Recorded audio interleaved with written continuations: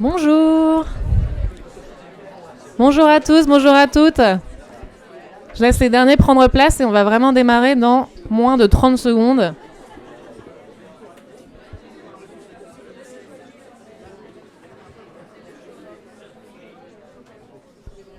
Et super. Eh bien, bonjour à tous, bonjour à toutes. J'espère que vous avez apprécié la première conférence de l'après-midi. Dans l'heure qui suit, nous allons parler d'élevage bovin, de résilience économique et environnementale, et surtout de collectif. Et ça nous tient vraiment à cœur chez Agoterra. Aujourd'hui, vous le savez, les éleveurs français traversent une crise majeure.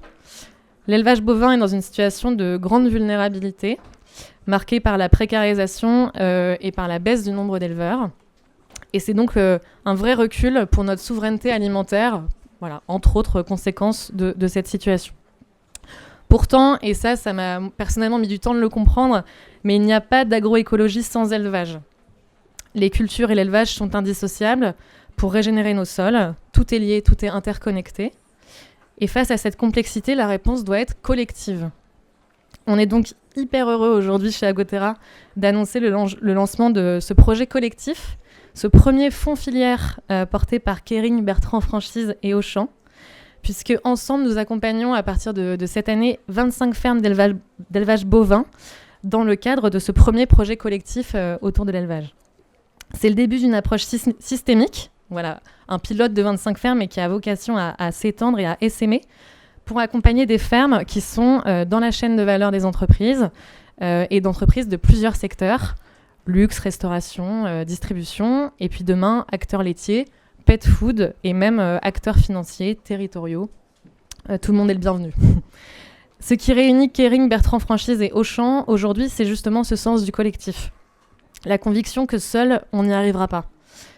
Et c'est ce désir aussi de revaloriser les éleveurs et les éleveuses, de décarboner les chaînes d'approvisionnement, dans le respect de la biodiversité, du bien-être animal, de pérenniser les filières d'approvisionnement également, et de rémunérer les agriculteurs pour les services écosystémiques rendus. Merci donc à Rachel d'être avec nous cet après-midi. Tu es Head of Responsible Sourcing au sein du groupe Kering.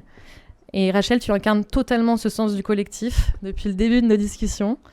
Tu nous as même confié que tu avais été marquée par l'intervention de Laura à côté de toi, du coup, en 2024 à Carbon Connect, et que convaincue de l'urgence d'agir ensemble, tu avais déjà eu l'idée de lancer une initiative commune avec Bertrand Franchise. Donc c'est vraiment un projet de longue haleine. Merci Laura également d'être présente. Tu es responsable RSE pour Bertrand Franchise, qu'on connaît mieux sous les enseignes Hippopotamus, Au Bureau, que le Bertrand Franchise réunit. Comme je le disais, tu avais déjà pu témoigner du coup des projets menés ensemble en 2024. Et chez Agoterra, on est vraiment hyper fiers de ce partenariat solide et de confiance que nous avons tissé au fil des années pour accompagner le changement de pratique sur le terrain. D'abord en tant que contributeur seul. Vous avez d'abord financé des projets en acteur seul. Et aujourd'hui, dans le cadre de ce projet collectif. Donc c'est vraiment toute une belle histoire qu'on est en train de créer ensemble. Et enfin, merci à Isabelle d'être à nos côtés aujourd'hui. Tu es responsable RSE chez Auchan. Acteur historique de la grande distribution, on ne présente plus Auchan. C'est la première fois qu'on travaille ensemble et c'est vraiment un beau signal, je trouve, qu'un acteur comme Auchan ait voulu rejoindre ce projet collectif. Et on est très fiers d'avoir aujourd'hui un groupe de luxe, un groupe de grande distribution et un groupe de restauration qui s'associent pour travailler ensemble. Donc on va démarrer cette table ronde qui durera 30 minutes.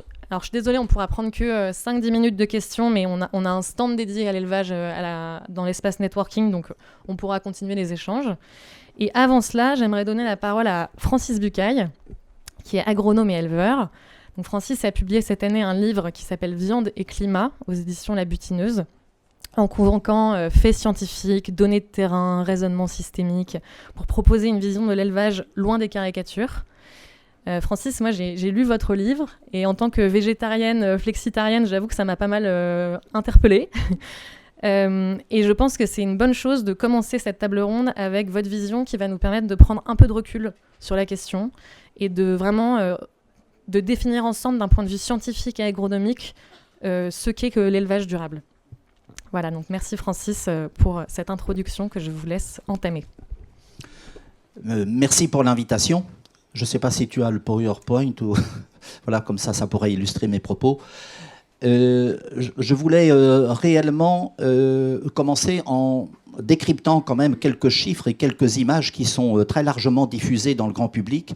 Et ces notions-là disent quelque chose, mais ne racontent certainement pas toute l'histoire. Donc c'est la raison pour laquelle je voulais me pencher d'abord sur l'empreinte carbone, 26 kg de CO2 par kilo de viande, etc. Donc je voulais juste expliquer qu'est-ce qu'il y avait aussi derrière ce CO2. Et quand on voit que souvent dans les évaluations au niveau de l'empreinte environnementale, c'est le seul critère qui est retenu, c'est bien dommage. C'est bien triste. Et puis ensuite, l'eau consommée, 15 000 litres d'eau par kilo de viande, c'est énorme. Vous savez, moi j'ai été éleveur et je me suis dit, mais on la noie, la pauvre bête, 15 mètres cubes d'eau par jour. Mais c'est incroyable. Donc, on va regarder qu'est-ce qu'il y a derrière ces chiffres-là. Et puis enfin, la surface occupée, 150 mètres carrés par kilo de viande bovine. Voilà, si tu peux changer. Alors, il faut déjà remettre quelques points au bon endroit. Il faut savoir que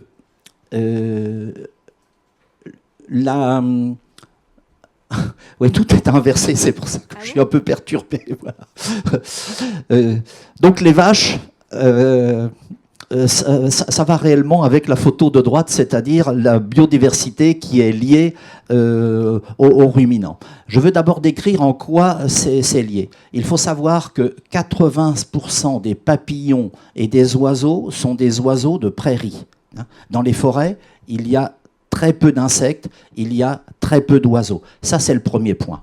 Le deuxième point, en ce qui concerne le CO2, il faut absolument comprendre que les prairies sont des endroits où on a un stockage énorme de carbone, et avec l'effet du réchauffement climatique, on s'aperçoit aujourd'hui que les forêts françaises pourtant, les forêts en zone tempérée, sont en train de déstocker. Parce que l'essentiel de l'humus est dans les horizons superficiels et est donc très sensible au changement climatique. Alors que dans les prairies, c'est un humus très profond. Et puis si on ajoute à cela le risque que courent les forêts, c'est-à-dire avec les méga-feux, on s'aperçoit que c'est un stockage qui n'est pas forcément pérenne. Et pour circuler beaucoup, et je participe à des travaux par exemple en Californie, ils ne veulent plus planter des dizaines ou des centaines ou des milliers d'hectares d'un seul coup. Ils préfèrent maintenant des prairies avec du bocage. Voilà en ce qui concerne le stockage. Au niveau de la microfaune et de la macrofaune, donc j'ai représenté des bousiers. Pour avoir des bousiers, il faut qu'il y ait des merdes. C'est une logique pure. Qu'est-ce qu'ils font, les bousiers? Ils enterrent les bouses jusqu'à 1 mètre de profondeur. Et on sait qu'on préserve ainsi à peu près 80% de l'azote, c'est-à-dire qu'on a 80% de moins de protoxyde d'azote. Donc ce n'est quand même pas neutre. Et puis je vais en donner une dernière pour la route, parce que évidemment je ne vais pas avoir trop de temps. Tu vas me jouer le timekeeper. Une dernière pour la route. On sait qu'il y a une partie de la microbiologie qui ne peut apparaître que quand ça passe par le système digestif d'un ruminant. Il y a des champignons dans le sol dont les spores ne voient leur dormance levée que si ça passe par le système digestif d'une vache. Voilà. Donc, même si on fait des couverts végétaux dans un système céréalier et qu'on broie les végétaux, on n'aura jamais ni des bousiers, ni ce type de microbiologie-là. Et puis si je passe un tout petit peu de l'autre côté, et il faut que vous lisiez en diagonale, j'en suis confus, vous avez les poulets qui passent pour être écologiquement plus vertueux parce qu'ils ne produisent que 4,5 kg de CO2 par kilo de viande de poule. Eh bien, il faut savoir que les poulets à eux seuls consomment 60% du soja importé en Europe et les porcs 30%. Les bovins seulement 5%. Et le reste, c'est pour les saumons. Ça veut dire quoi? Que le premier moteur de la déforestation en forêt tropicale, ce sont les poulets. Donc, il faut vraiment remettre ça à leur place. Et évidemment, les poulets sont dans des bâtiments hors sol. On ne les voit pas depuis la route. Ça passe complètement inaperçu. Le soja, il vient par bateau puis par camion. On les croise sur la route. On s'en aperçoit même pas. Donc, ça passe complètement inaperçu aux yeux du grand public. Mais il n'empêche que les chiffres et la réalité est là. Voilà. Tu passes l'autre. Voilà. Ce que je voulais dire aussi par rapport aux 15 000 litres d'eau, ça c'est important. Cette histoire d'eau, ça remonte à des travaux qui ont été engagés par 2 scientifiques, Chapagrin et Hoekstra, qui en 2004 ont cherché à mettre des chiffres sur les flux cachés d'eau dans le commerce mondial des denrées alimentaires. Je vais le faire très simple. Vous savez, quand l'Égypte achète du blé, eh bien, elle achète finalement en même temps de l'eau dont son pays, dont le climat ne les pourvoit pas. Donc c'est bien ce qui était inscrit au départ, eau virtuelle. Et depuis, c'est devenu consommation d'eau. Donc, ce qui compte dans un écosystème, ce n'est non pas les eaux vertes et les pluies qui tombent sur un environnement donné, c'est réellement l'eau bleue qui est consommée à partir du réseau et l'eau grise. L'eau bleue, c'est celle qui sert vraiment à abreuver, et si elle est puisée dans un ruisseau, dans une rivière, et qu'elle est ensuite distribuée aux animaux, et l'eau grise, c'est l'eau qui est polluée. C'est-à-dire la manière dont c'est calculé, si ça contient tant de nitrates, si ça contient tant de produits phytosanitaires, combien est-ce qu'il faut qu'on utilise d'eau pour diluer cette eau polluée, pour la ramener à des normes de potabilité. Et quand on prend à ce moment-là cet indicateur-là, ben on voit que le bovin tel qu'il est, et on pourrait faire encore beaucoup mieux, on est seulement à 50 litres par kilo de viande, et le porc est à 460 litres et le poulet à plus de 300 litres. Et pourquoi est-ce si important pour ces 2 dernières espèces ? Mais tout simplement parce qu'ils ne consomment aujourd'hui que du grain, que du soja. Il faut 860 grammes de soja pour faire 1 kilo de poulet. Et puis il en faut à peu près autant de maïs ou de blé. Donc ce sont d'abord des aliments qui pourraient être consommés directement par l'homme, mais pour les cultiver, eh bien, on irrigue. Donc ça rentre évidemment dans la consommation d'eau, alors que les prairies sont très rarement irriguées. Et puis le soja, le maïs et le blé font l'objet de traitements phytosanitaires. Donc moi je ne jette l'opprobre sur personne, mais il faut avoir absolument conscience qu'il y a ces volumes-là et ces mécanismes-là qui sont derrière les consommations de viande. Maintiens-moi dans le rythme. Voilà. Alors, qu'est-ce qu'il faudrait ? Et je me suis appuyé tout simplement dans mes réflexions sur les 2 livres que j'ai écrits sur l'élevage, sur ce qu'il nous faudrait pour être simplement en bonne santé, c'est-à-dire en calant sur nos besoins alimentaires. On sait qu'aujourd'hui, on consomme à peu près 1,4 g par kilo de poids vif. Je suis désolé de parler comme si on était des animaux, mais par kilo de poids vif au niveau de l'homme. Et puis, à 0,8 g, ça suffirait. On prend une marge de sécurité. 1 gramme, ce serait complètement suffisant. Et on pourrait en mettre la moitié sous forme végétale. Eh bien, dans ce cas-là, on pourrait consommer la même quantité de viande rouge. Et l'espace est trop court pour que je vous explique pourquoi il est important de le maintenir. Parce qu'il y a des oméga 3, oméga 6, etc. dans le bœuf ou la vache élevée à l'herbe. Et puis la viande de porc, il faudrait le diviser par 3 et la viande de volaille également par 3. Donc s'il y a un système vertueux, moi dont je rêve, ce serait simplement qu'on remette tous ces animaux-là dans la niche écologique dans laquelle leurs ancêtres sauvages étaient. C'est-à-dire que les poules, les volailles et puis les porcs sont des omnivores. Nous en avons fait des granivores exclusifs. Ça, c'est une erreur. Ce sont des omnivores. Et moi, j'ai connu sur les fermes, il y a 50 ans, toutes les fermes avaient des porcs et des volailles, d'où la combinaison des animaux. Et ces porcs et ces volailles ne consommaient pas du soja, mais uniquement les sous-produits. C'était le petit lait, le lactosérum qui était ramené de la laiterie, etc., etc. Dans ce cas-là, évidemment, il faudrait diviser par 3, comme je le disais, les viandes de porc et les viandes de volaille. Ce n'est pas du tout ce qui se passe. Quand on regarde la courbe verte, hein, pour ceux qui sont au fond, c'est celle qui monte en flèche, c'est la consommation de poulet. C'est-à-dire qu'aujourd'hui, on est en moyenne en Europe à plus de 30 kilos et c'est encore en train d'augmenter régulièrement. Alors que les troupeaux et la consommation en vaches allaitantes, en vaches laitières, c'est en perte de croissance. Donc on arrive à quoi ? À travers les indicateurs qu'on a retenus, tout simplement, ce sont les systèmes les moins vertueux qui sont en train de prospérer. C'est pour ça qu'on a besoin de vous. On a besoin de vous. Voilà. Tu me passes sur le... Attends. Il y a encore une slide, effectivement. Ouais, je voudrais faire une conclusion. Voilà, je vais être très court.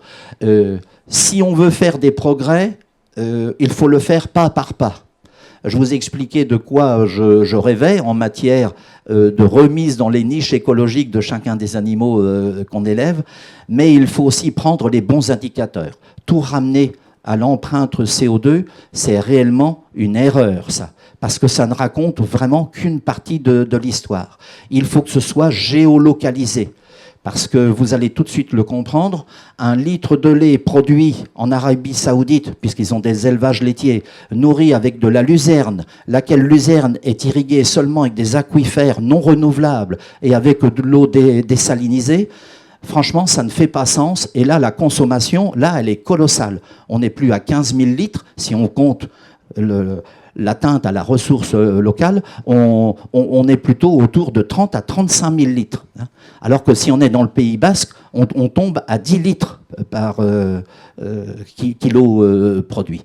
Donc ça, les indicateurs, c'est vraiment, je dirais, le point crucial pour que les organismes, les évaluateurs même, qui pèse l'empreinte environnementale de toutes les collectivités, fasse quelque chose qui ressemble à quelque chose de vertueux et qui nous amène à ne pas nuire à la biodiversité sous prétexte de prélever simplement ou de produire un tout petit peu moins de méthane. Je vais juste vous dire une dernière chose. C'est une réflexion globale et c'est juste pour prendre de la hauteur. Aujourd'hui, la biomasse ruminante n'est pas plus importante qu'elle était il y a 12 000 ans. Pourquoi je prends 12 000 ans ? Tout le monde s'accorde à dire que c'est l'époque à laquelle l'humanité, l'homme, n'avait encore pas d'emprise notable sur la planète. Eh bien, la mégafaune de l'époque, c'était la même biomasse. Hein, vous avez dû remarquer, on rencontre beaucoup moins de mammouths, beaucoup moins de bisons ces temps-ci dans les campagnes. Hein. Voilà. Donc c'était exactement la même biomasse. Et tout le CH4, tout le méthane qui est supplémentaire dans l'atmosphère, ce ne sont pas les ruminants qui sont une nouvelle source.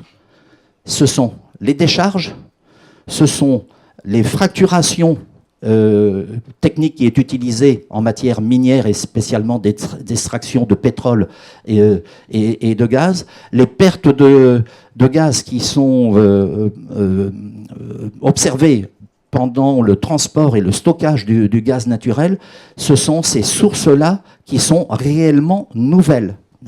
Donc il ne faut pas se tromper de cible, et ce n'est pas en supprimant tous les ruminants qu'on va avoir tout d'un coup un arrêt du réchauffement climatique. Au maximum, on va avoir une très légère pause, et c'est tout. Et comme le méthane n'a une durée de vie que de 12 ans, on n'a que cette cartouche-là. Donc c'est vraiment une vision à court terme de dire, tiens, s'il n'y a plus le méthane des vaches, on va arrêter le réchauffement climatique. Il faut arrêter de croire à ça. Je vais utiliser un terme très technique. Ça, ce sont des conneries. Ce sera mon dernier mot. Merci Francis. On peut applaudir Francis, en effet. Et le livre de Francis est en vente, du coup, dans l'espace networking. Donc, pour ceux que ça intéresse, voilà. Pour approfondir tout ça. En tout cas, je pense que c'était une bonne façon de démarrer notre sujet du jour que de prendre un peu de recul sur déjà l'impact de l'élevage, qui n'est pas que à regarder au travers du prisme carbone, et puis également la nécessité d'œuvrer pour des élevages de plus en plus herbagés, extensifs, ce qui est loin d'être la tendance aujourd'hui. Et donc c'est ce qu'on fait aujourd'hui avec ce premier projet collectif. Je vais commencer la table ronde avec une première question pour Rachel. Alors désolée, je suis un peu loin, mais on n'a pas beaucoup de micros. Le groupe Kering aujourd'hui fait figure de pionnier en matière de RSE. Et ça peut surprendre peut-être à première vue d'imaginer Kering travailler avec la grande distribution, avec la restauration. Pourquoi avoir voulu intégrer ce projet collectif ? Alors, il y a tellement de raisons, mais je vais déjà commencer avec l'introduction de Mathieu tout à l'heure, quand il a parlé de cette idée de vulnérabilité. Et finalement, c'est quand même la racine aussi de cette décision. Parce que nous, on sait qu'on a besoin de la nature pour à peu près tous les articles qu'on peut mettre sur le marché à travers nos différentes marques comme Gucci, Yves Saint Laurent, Bottega Veneta, etc. Et si je ramène aux plus grandes matières premières dont on dépend, c'est le cuir. Donc on sait qu'on en a besoin. Et quand on regarde les chiffres, on voit bien d'un côté qu'il faut qu'on arrive à aider cette filière à avancer. Il faut que, pour aider, il y a l'aspect social et la manière qu'on peut vraiment aider cette filière à vivre bien, sainement et pouvoir avancer. Quand on regarde la partie environnementale, effectivement, nous aussi, nous voyons que c'est une bêtise de penser que c'est l'élevage le problème du carbone et qu'en fait, il faut sortir du carbon tunnel vision, comme on dit, et qu'on regarde finalement à vraiment tous les co-bénéfices de la manière que l'animal s'intègre dans un système qui permet finalement une résilience. Cette résilience qui est à la fois donc, environnementale, comme je disais, et ça vient d'exposer, donc je n'ai pas besoin de revenir là-dessus, et aussi socio-économique, parce que finalement, on est moins dépendant aussi sur les entrants ou autre chose. Donc en fait, il y a un meilleur calcul économique. Et puis, c'est quand même plus adaptable par rapport au changement climatique qui permet de mieux vivre avec les aléas. Mais une fois que j'ai dit ça, vous m'entendez bien, je viens du luxe. Et le luxe, qu'est-ce que ça veut dire ? Ça veut dire quand même un petit peu la rareté. Donc ça veut dire que nous, on ne va jamais tout acheter. Il y a des entreprises dans le monde qui vont aller dans un coin, ils vont acheter, j'exagère, mais tout le coton du coin. OK. Mais nous, jamais. On va toujours juste être un parmi plein d'autres. Et donc, on sait déjà dans nos tripes qu'on a besoin de travailler avec d'autres qui vont également vouloir jouer le jeu comme nous. Et ça a été un temps avec le bio, par exemple, où il y avait des certifications qui pouvaient montrer en quoi on était tous derrière la même certification. Mais on sait aussi, ou du moins tout ce que je peux lire, et je lis énormément, c'est pas le bio qui nous permet d'améliorer les sols et vraiment avoir cette approche qui va gagner de la résilience malgré le changement climatique, ni est-ce que ça va ouvrir les perspectives par rapport à une diversification de type de produits qu'un éleveur ou un agriculteur pourrait chercher à vendre. Donc on sait que c'est vraiment les aspects régénératifs. Mais ces aspects régénératifs, du coup, on a besoin d'autres acteurs qui vont également être intéressés à chercher à acheter ces approches régénératives. Donc, on ne peut pas être seul, et pourtant, on a besoin que le mouvement simplifie. On a besoin, du coup, d'avoir d'autres avec nous. Et donc, dès le début, on se disait, mais en fait, qui est celui qui manque là dans l'équation ? On peut vouloir acheter les pots, mais en fait, les pots n'est qu'un coproduit de l'industrie viande. Et donc, qui travaille dans la viande ? Et c'est là où, véridique, Pauline qui expliquait ça au début, j'étais là quand le groupe Bertrand avait présenté sa politique ou sa stratégie RSE. Et je me suis dit, typiquement, j'aimerais bien travailler avec eux parce que finalement, on ne partage pas le même métier, on ne partage pas le même secteur, mais on partage la même vision par rapport à ce qu'on doit accomplir et pourquoi. Et à nouveau, le pourquoi, ce n'est pas vite fait cocher des cases de compliance par rapport à la réduction des gaz à effet de serre, c'est la résilience d'un secteur dont on dépend. Donc, du coup, ça a fait son acheminement avec Agoterra qui partageait aussi cette même vision. Et puis, d'autres acteurs encore, où on se dit tous, finalement, ça vaut vraiment la peine qu'on s'aligne, qu'on garde ça plus cohérent et qu'on avance tous ensemble pour amplifier le mouvement et rendre ça vraiment beaucoup plus robuste et du coup s'attaquer à l'ancienne vulnérabilité. Merci Rachel. Et du coup, je fais le pont avec Laura. Donc vous, on l'a dit, vous avez déjà dans le passé agi en tant que contributeur sur des fermes bovines dans votre chaîne de valeur ou aussi en contribution volontaire. Est-ce que c'est la suite logique des projets de contribution pour vous? Qu'est-ce que ce collectif change pour Bertrand Franchise? Donc ouais, comme tu le disais, nous on a eu l'habitude de faire des projets seuls pour les 2 enseignes qui achètent le plus de bœuf dans mon périmètre, donc Au Bureau et Hippopotamus. Voilà, c'était des participations idéalement dans notre chaîne de valeur, mais quand on n'avait pas réussi à faire le mapping, on avait aussi fait des contributions volontaires. C'était très modeste, c'était 17 fermes, 5000 tonnes de CO2 équivalent, 1400 hectares équivalents régénérés. Mais pour nous, c'était un début dans la compréhension de la logique de la contribution et aussi dans la notion de se familiariser avec notre amont agricole et une meilleure connaissance de celui-là. Et là-dessus, aussi Agoterra, vous nous avez beaucoup aidés. Et donc, ce qui change dans ce projet, c'est le bousculement, le basculement d'une initiative qui était individuelle à une initiative qui est collective. Comme je le disais, on a encore du mal à faire un lien avec l'amont agricole. Et donc, notamment, c'est lié à notre structure d'achat. Et donc, ce qui compte aussi dans ce genre de projet, c'est qu'on y aille ensemble pour qu'il y ait un effet d'entraînement, même si ce n'est pas dans notre chaîne de valeur, mais vraiment qu'on sente qu'il y a du mouvement et que la vulnérabilité qu'on a, nous, face à ce changement-là, de le cheptel français qui diminue de plus en plus, ce soit une force et qui nous permet à nous de nous mettre en mouvement et de participer à une mise en mouvement collective. Donc les 3 principaux objectifs pour nous sur ce projet, c'est 1, de massifier les financements, c'est logique, 2, de s'aligner aussi sur le discours qu'on porte par rapport aux éleveurs. Ça permet d'avoir un signal plus fort que si c'est juste nous qui prenons la parole, et puis forcément de sécuriser la matière dans la durée, parce qu'un peu comme le disait Rachel, nous, nos clients, pour eux, c'est important, c'est clé qu'on puisse continuer à leur servir de la viande française, comme sur une enseigne comme Hippopotamus, on est le steakhouse à la française, donc ça n'a pas de sens de ne pas servir de la viande française.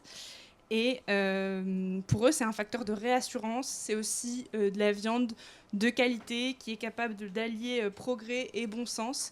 Et donc, voilà, on est extrêmement dépendant de cette filière-là et c'est pour ça que c'est important pour nous d'être là aujourd'hui. Merci Laura. Est-ce que, Isabelle, chez Auchan, on retrouve les mêmes enjeux de résilience de la filière? Est-ce que c'est un enjeu, par exemple, de se fournir en viande française et que ce serait une des raisons pour vous d'avoir intégré ce projet? Alors oui, c'est un enjeu de se fournir en viande française. Et d'ailleurs, on se fournit en viande française. Donc pour nous, c'est l'enjeu. À aujourd'hui, on a parlé un peu du contexte de la filière. C'est une filière, effectivement, qui doit être valorisée aussi auprès du consommateur en termes de qualité. Donc je pense que l'action, en tout cas collective, elle va nous permettre de monter en qualité aussi.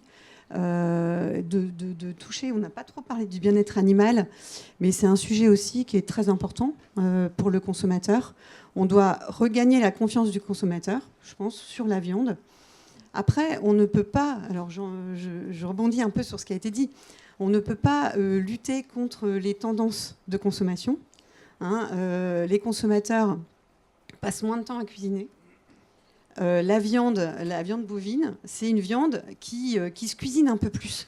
Alors oui, c'est vrai, il y a le steak haché, il y a les burgers, mais il y a aussi les rôtis et les steaks. Et de plus en plus, le consommateur, il va aller au plus vite.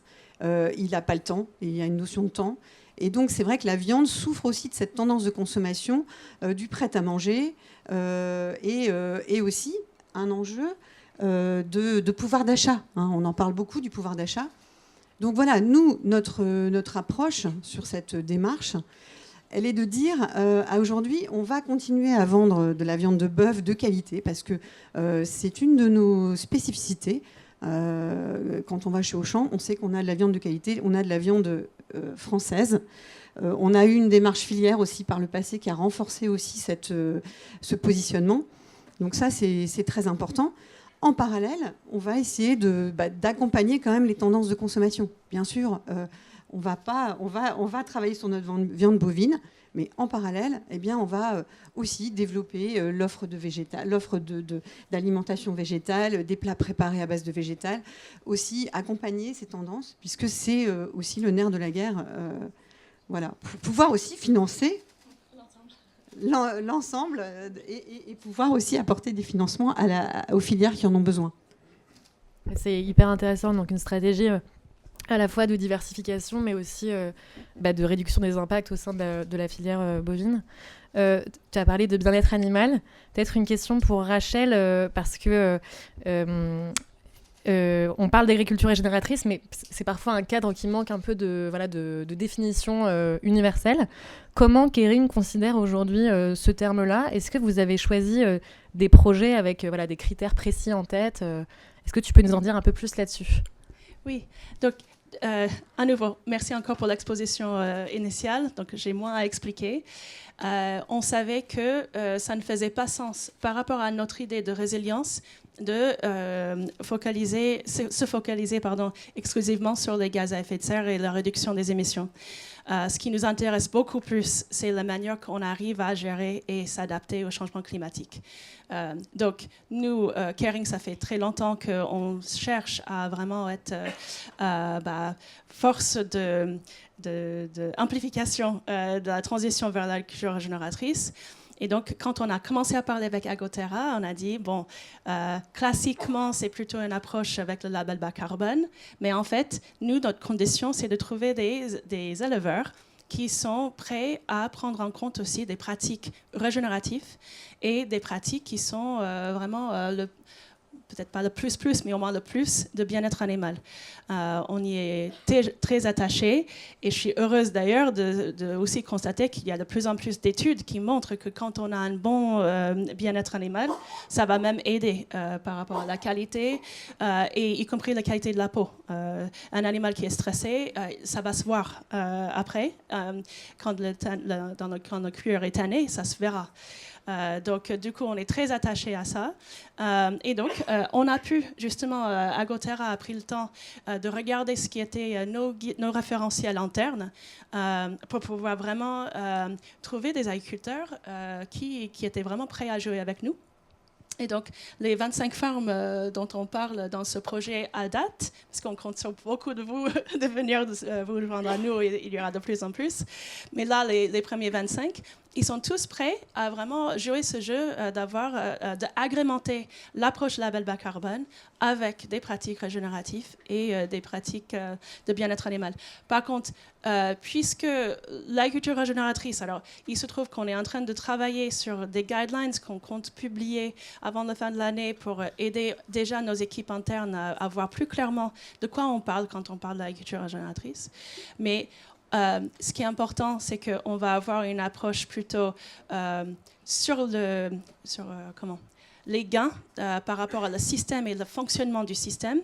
Et on ne va pas être prescriptif dans la pratique précise qui est adoptée. Ça laisse du coup toute la latitude à l'agriculteur ou l'éleveur de mettre en place ce qui fait sens par rapport à ce qui est son contexte et son baseline initial. Et pour nous, c'est vraiment très important. Donc, je ne vais pas vous donner tout de suite une liste, voilà notre cahier de charge. Non, on proscrit le cahier de charge et on dit simplement qu'on va chercher à vraiment améliorer, grâce à des techniques fondées sur la nature, la manière qu'on va avoir une plus de résilience grâce à un meilleur sol, l'eau, et biodiversité. Et ça, comme on vient de voir dans l'exposition, nous savons que justement la présence des animaux font partie de cette approche. Oui, bah, tu as raison de me rappeler, effectivement, c'est des pratiques qui sont mises en place sur une base volontaire par les agriculteurs et qui vont avoir du coup un ensemble d'impacts biodiversité, eau, carbone. Quand on veut valoriser cet impact, du coup, peut-être chez Auchan, par exemple, question pour Isabelle, comment on s'y prend? Parce que c'est pas facile de porter le message auprès du consommateur. Est-ce qu'il y a des premières idées qui commencent à émerger sur cette valorisation-là? Alors, très clairement, en fait, je vais dire non, dans un premier temps. Non, mais c'est important parce que c'est une démarche qui émerge. Aujourd'hui, on n'est pas du tout mature pour aller communiquer quoi que ce soit au consommateur sur le produit. Le consommateur, il va être vraiment très pragmatique. Lui, il veut l'étiquette bien-être animal ou il veut l'étiquette bas carbone sur son produit. Bon, déjà, bas carbone, on n'est pas encore mature pour lui faire comprendre les choses. Bien-être animal, nous, on a mis en place cette étiquette quand c'est possible. Là, ce n'est pas le sujet. Le sujet, là, on démarre une initiative qui est une goutte d'eau dans un océan. Il faut quand même se le dire. 25 exploitations. Donc, c'est aussi pour ça qu'on est content de vous parler aujourd'hui et content aussi de participer parce que Agoterra a aussi beaucoup aidé à ce que cette démarche émerge dans nos enseignes. Et ça, c'est important de le dire parce que très rassurant aussi sur le cadre qui va être vraiment structuré et qui va aussi être très réaliste dans son approche de dire c'est 5 ans et pas moins. Donc voilà, aujourd'hui, on va pas parler de comment on va dire ça aux consommateurs. C'est un premier pas. C'est une responsabilité qu'on a. En tout cas, c'est une responsabilité que nous, on prend aujourd'hui et sur laquelle on doit passer à l'échelle petit à petit. J'ai vu juste avant une conférence qui parlait de passer à l'échelle. Voilà, on pourra parler aux consommateurs quand on sera passé à l'échelle, quand on pourra associer la démarche à un produit et que sur ce produit, on pourra raconter l'histoire. Après, on peut lui raconter une histoire d'une relation avec des partenaires agricoles. Nous, aujourd'hui, on a eu une démarche filière depuis des années. Ça fait 30 ans. Il y a des filières qui existent depuis 30 ans chez Auchan, sur le veau de l'Aveyron, par exemple. Voilà, c'est des filières qui sont construites, sur lesquelles, non, on peut communiquer auprès du consommateur. Mais voilà, ce n'est pas du greenwashing. Il n'est pas question de faire du greenwashing sur ce travail et sur cette filière, mais plus de construire, d'apprendre, de constituer aussi des datas aujourd'hui qu'on n'a pas, de pouvoir communiquer plus auprès de nos parties prenantes pour dire on est en route, on avance sur notre scope 3. Voilà, c'est plutôt la démarche que l'on a aujourd'hui chez Auchan et non pas une démarche d'aller coûte que coûte parler aux consommateurs. J'entends bien. On a vu la même conférence juste avant sur les 650 agriculteurs du coup engagés avec Vivessia. Bon, c'est l'horizon, quoi. Donc, on n'est pas encore au même niveau, mais on y va. Peut-être une question un peu similaire pour Laura, parce que la communication aussi auprès des clients en restauration, ça peut être un enjeu quand même. Comment être clair sans être trop technique, éviter le greenwashing aussi en restauration? C'est une bonne question parce que les clients, quand ils viennent chez nous, en tout cas dans les attentes, ils ne viennent pas pour recevoir un cours en agronomie. Donc, pour l'instant, en tout cas, la certitude, c'est qu'on n'a pas une vision de la communication qu'on voudrait faire en restaurant pour ce projet, ce fonds. En restaurant, on fait d'autres choses, des choses qui sont peut-être plus concrètes, plus visibles, où on a la main beaucoup plus, les déchets, le gaspillage alimentaire.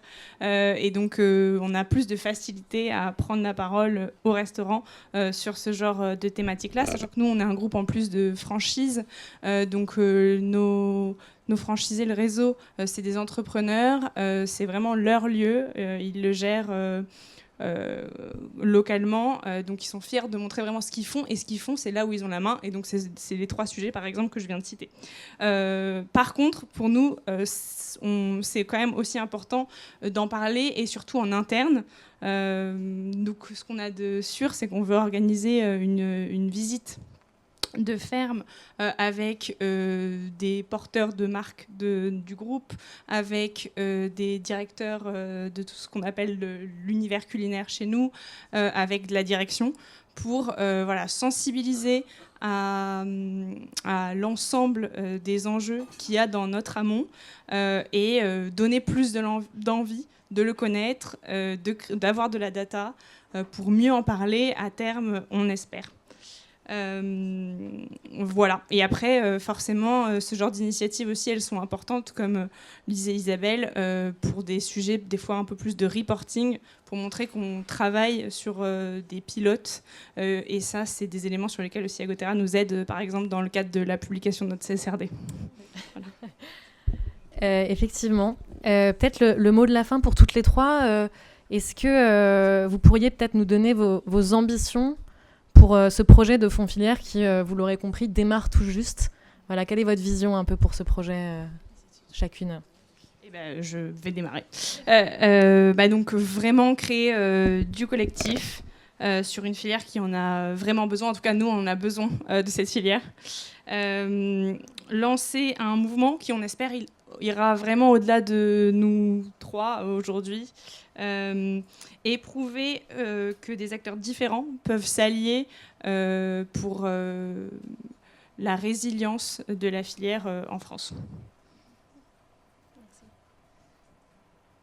Bon, en fait, c'est vraiment ça, les ambitions. Ça peut être le mot de la fin. Hein. Voilà, c'est ça. Et donc voilà le collectif. On est alignés et on vit ça. Et par contre, oui, je pense aussi, à nouveau, quand on voit les chiffres, on voit il faut qu'on arrive à monter à l'échelle. Donc là, on espère très vite de commencer à éprouver, mais on essaie de le construire de manière où vraiment ça tient la route pour pouvoir le faire d'une manière massive. Parce que finalement, peut-être par le passé, on essaie de parler, oui, d'une filière excellence où on a envie, en quelque sorte, que ça soit niche, parce que peut-être c'est ça ce qui permettrait d'avoir une meilleure valorisation ou quoi. Time has shown, c'est pas vraiment possible. En fait, c'est pas comme ça. Mais par contre, pour aider et sauvegarder la filière, au contraire, il faut pas que ça soit niche, il faut que ça soit massif. Et donc, pour faire cette massification, nous, on est déjà ensemble, donc venez avec nous. Voilà. Je ne dirai pas plus.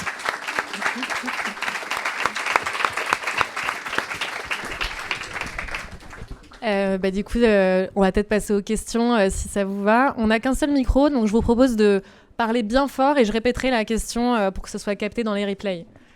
Ouais.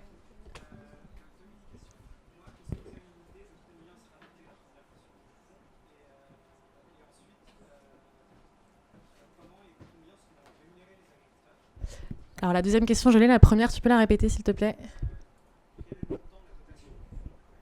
Ok, donc le montant de la dotation du fonds et le montant qui revient aux agriculteurs, si je résume. Ouais. Alors, l'enveloppe globale, on peut la communiquer, il me semble. On est aux alentours de 700 000 € pour le premier fonds filière. Et pour la rémunération aux agriculteurs, c'est à la tonne de CO2 qui est évitée, réduite et séquestrée. Donc, on est sur un seuil de 32 € la tonne pour les agriculteurs.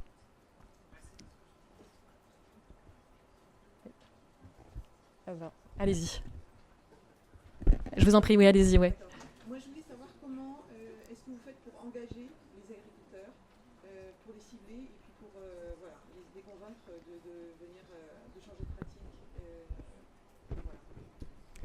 pratique. Alors ça, c'est plutôt du coup de notre côté que ça se passe. En fait, c'est des agriculteurs qui ont déjà démarré un projet dans le cadre du label bas carbone. Je répète. Oui, comment les agriculteurs sont recrutés. Ils ont déjà démarré du coup leur projet dans le cadre du label bas carbone. Donc le label bas carbone, pour ceux qui ne connaissent pas, les agriculteurs s'engagent dans la démarche et trouvent un financement en cours de route ou à la vente donc des crédits carbone issus du projet. Et nous, ça nous tenait à cœur, ainsi qu'aux entreprises du fonds, de en priorité cibler ces acteurs-là, parce qu'aujourd'hui, on a beaucoup trop d'agriculteurs engagés dans cette démarche par rapport aux revenus mis sur le marché. Donc on a un déséquilibre entre l'offre de projet en quelque sorte et la demande. Et donc ça nous semblait prioritaire de commencer par des acteurs déjà engagés pour financer ces projets.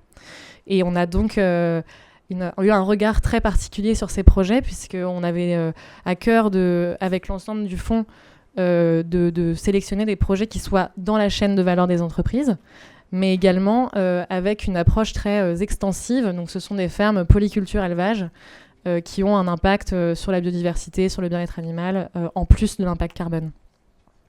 Oui. Excusez-moi, le raisonnement du label bas carbone, c'est que sur la partie élevage. Comment on fait avec un polyculture avec les céréales? Là, je pense que c'est un modèle qui est fragile. Ouais. Et la densification, pour moi, c'est l'ensemble. Aujourd'hui, le modèle français de label bas carbone, je ne vois pas bien dans l'avenir parce qu'on a dissocié deux systèmes. Il faut en faire qu'un seul pour que ce soit crédible. Tout à l'heure, on entend, excusez-moi, de parler de végétal, mais à un moment, on s'oppose. Et donc, c'est comment vous pensez imaginer l'avenir sur ce dossier-là? Parce qu'aujourd'hui, sur le crédit carbone, on est sur en fin de compte, se discuter les labels bas carbone comme l'élevage, les céréales, et l'agriculteur qui est tout seul au milieu de tout ça, il subit. Ça ne paraît pas une bonne idée. Qu'est-ce que vous imaginez? C'est une provocation de ma part, mais comment vous voyez la chose? Je vais peut-être résumer la question. Du coup, comment réconcilier en fait les différents ateliers de la ferme sur une ferme de polyculture élevage, voilà, dans un projet d'élevage bovin? Comment est-ce qu'on intègre tout ça dans une approche holistique? Vous voulez que... Ouais, tout à fait. Tout à fait. Donc les projets... dans le cadre du label bas carbone, s'engage sur la totalité de la ferme. Donc en fait, on n'est pas sur seulement une production ou une autre, comme vous l'avez dit. Donc là, en l'occurrence, sur ces fermes de polyculture élevage, il y a aussi des cultures de vente et il y a une partie fourragère qui sert à du coup l'alimentation des animaux. Et les projets sont donc financés dans leur intégralité, même si les acteurs n'achètent pas, du coup, en tout cas pour Kering, Auchan et Bertrand Franchise, les céréales de l'exploitation. Mais donc, c'est des projets financés par les 3 entreprises dans leur globalité.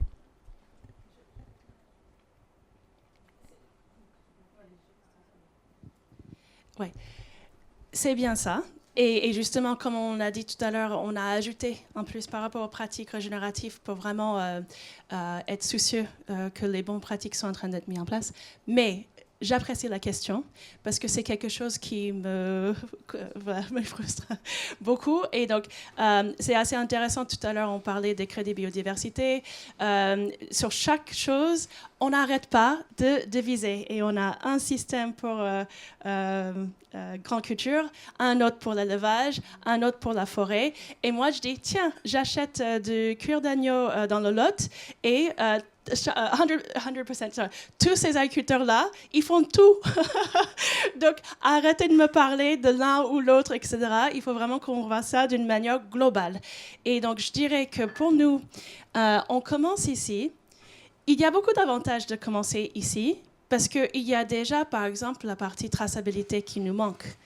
Donc là, ce qui est intéressant, c'est qu'on essaie de aussi expérimenter avec c'est quoi les infrastructures digitales, de spécifications, de ceci, de cela, qui permettent déjà d'avoir des rails un peu communs et où on arrive à tirer le fil. Mais est-ce qu'on va s'arrêter là? Non. Et j'admets que nous, chez Kering, on travaille de plus en plus sur des approches territoriales.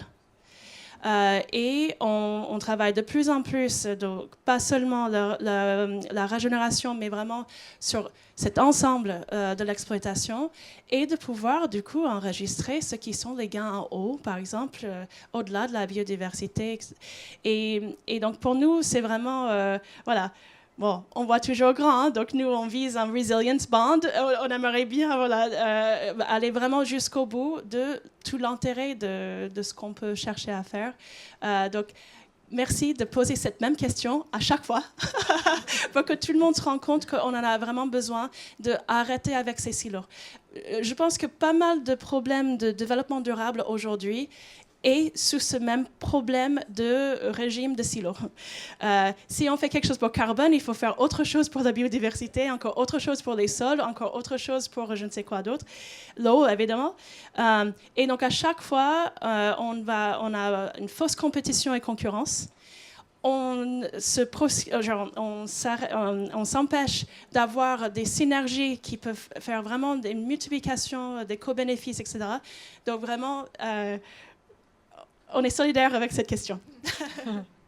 On a le temps pour... Ah, allez-y, juste en fait, pour aussi compléter, en fait, c'est pas mature. On va apprendre, on va avancer. Aujourd'hui, on a bien dit, nous, on démarre, on voit bien que c'est une goutte d'eau. On va apprendre, comme l'ont fait les céréaliers, hein, ils ont commencé aussi, ils ont mesuré à l'exploitation comment on répartit entre les différentes cultures, comment on arrive jusqu'au consommateur. On a exactement les mêmes questions. Et finalement, ils n'ont toujours pas répondu alors qu'ils ont démarré bien avant nous. Donc voilà, je pense qu'on va apprendre et on va faire en sorte que de capter les évolutions, de structurer l'approche et d'apprendre aussi avec toutes les données que l'on va collecter. Ouais, on va prendre une dernière question. Je travaille au sein de Société Générale et notre enjeu, c'est justement de financer un peu la transition agricole, transition nature et autres. Et on se demande comment est-ce qu'on peut venir financer un fonds comme ça. Enfin, comment est-ce qu'un acteur financier, un acteur bancaire peut venir aider. On parlait de Resilience Fund, donc on voit très bien comment est-ce que nous on peut financer avec des prêts pour valoriser toute notre politique environnementale ESG avec des ratchets fonctionnant sur des prêts. Donc ça semble assez évident. Et est-ce qu'il y a d'autres besoins dans ce type de fonds, des banques ou un risque financier qui va venir aider? Pareil, je résume la question du coup pour ceux qui n'ont pas bien entendu. En gros, quelle est la place d'une banque dans un fonds filière comme celui-ci? Donc la question venait de la Société Générale. Je compléterai aussi. Ouais. Okay. Oh. Très bonne question encore.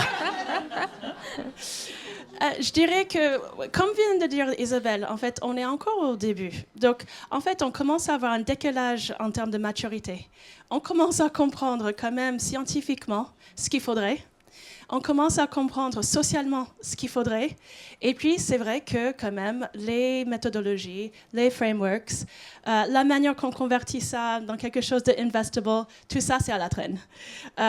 Donc, je pense que pour démarrer, je ne vais pas dire un truc qui pourrait faire fuir, mais déjà, on démarre avec les crédits carbone, par exemple. Genre, il y a des choses, non pas parce qu'on pense que c'est adéquat, non pas parce qu'on pense que c'est la fin du jeu, mais parce qu'on se dit ça fait déjà un pas qui est bien stable.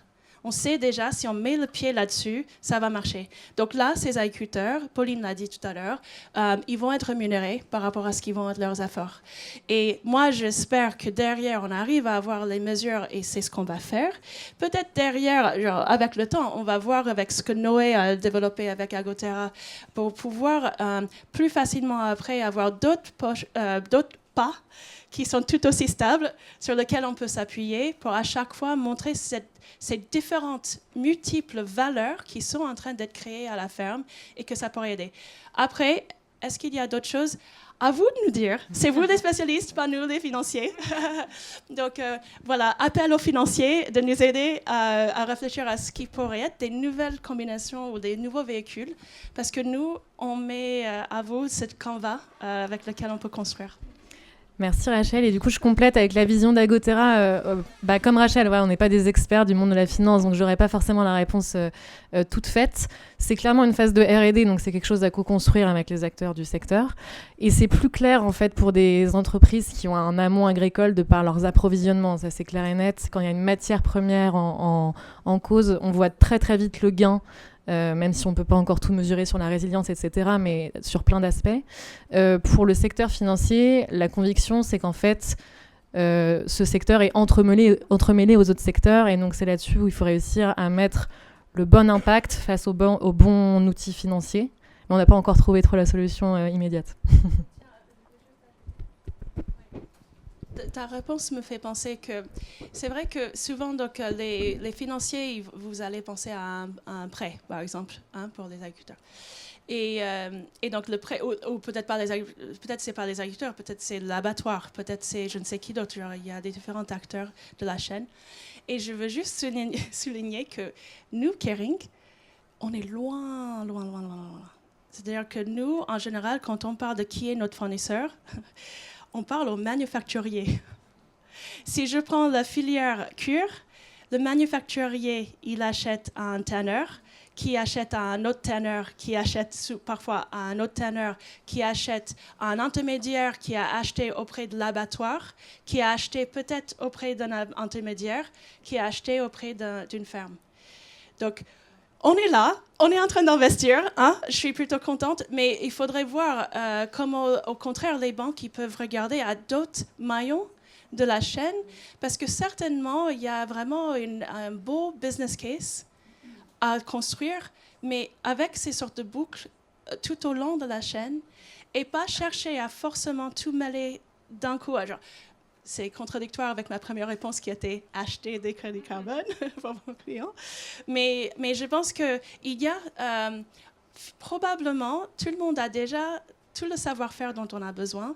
Il faut juste prendre un pas de recul et voir comment on pourrait agir différemment pour que cette chaîne, d'une manière ou d'une autre, elle est plus robuste.